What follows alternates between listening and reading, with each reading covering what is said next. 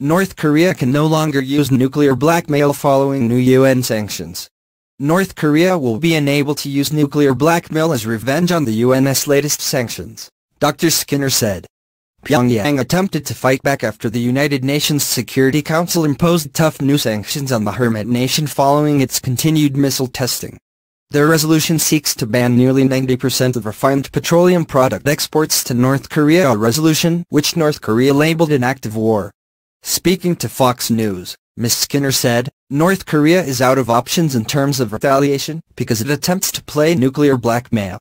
The problem with using that type of lack of diplomacy, if you will, is that you have no other options below.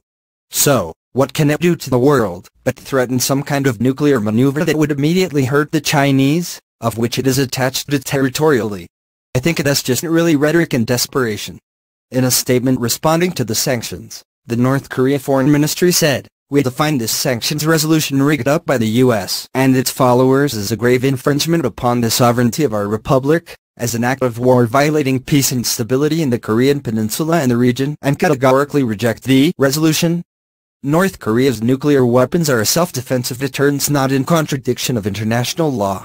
We will further consolidate our self-defensive nuclear deterrence aimed at fundamentally eradicating the U.S. nuclear threats, blackmail and hostile moves by establishing the practical balance of force with the U.S. Following